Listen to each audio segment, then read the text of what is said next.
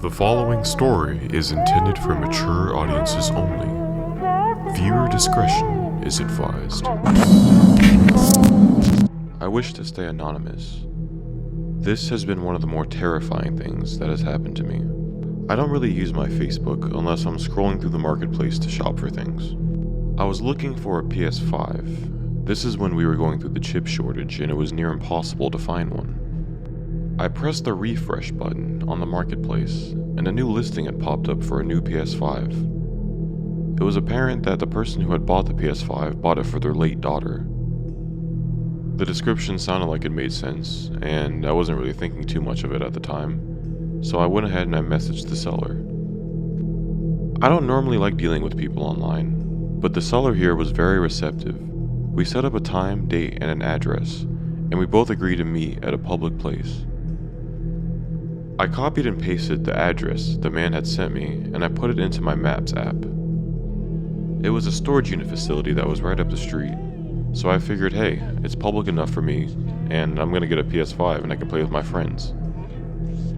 I was even able to set up a meeting for later that evening. The man from Facebook, his name was Bill, agreed to set up a time for 6:30. So I was about 5 minutes away from the destination, and I was just thinking to myself, the games that I'm going to download as soon as I get it back to the house. I arrived to the storage unit facility, and there was only 2 cars in the parking lot. This is when things began to go downhill. I'm going to do my best to explain it the best way I can remember it. I pulled close to one of the cars in the parking lot, and I texted Bill and I told him that I was there. I called him, and it went straight to voicemail. So I just waited. I looked over beside me, where the other car was, and the windows were very dark. They were tinted and I could not see inside. 10 minutes passed, and then shortly after it turned into 15 minutes. I slowly began to grow impatient with Bill. I get out of my car, and I put my phone up to my head and I call Bill. One ring, and then it went straight to voicemail. As I stood there and thought, maybe I should just go home.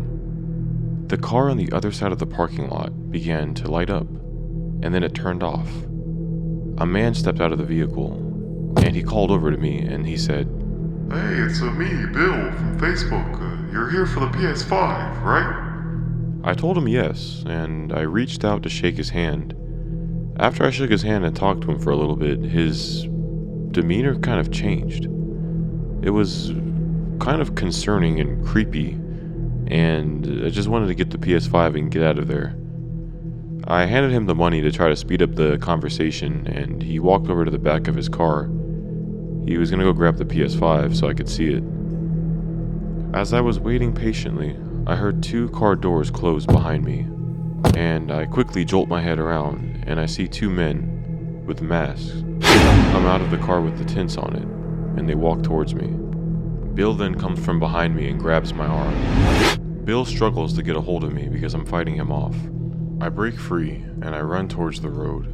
I can hear the footsteps of the masked men riding behind me, and I'm surprised that they're chasing me into the road. I'm running for my life down the stretch of road in front of the storage facility. I look back and Bill got back in his car, and the 2 masked men are just standing there. I see flashing red lights in the distance. I notice it's a fire truck with its emergency lights on coming towards me.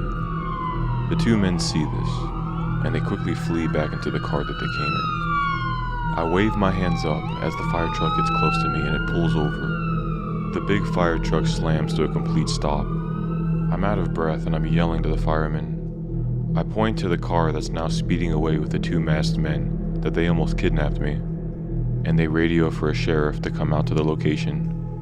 The sheriff wasn't too far behind the fire truck because they were on the same route. The sheriff then arrives, and I give them descriptions of both the person that I saw, the 2 men, and their vehicles. The sheriff put out a call to look for them, but unfortunately, as far as I'm aware, they never found them.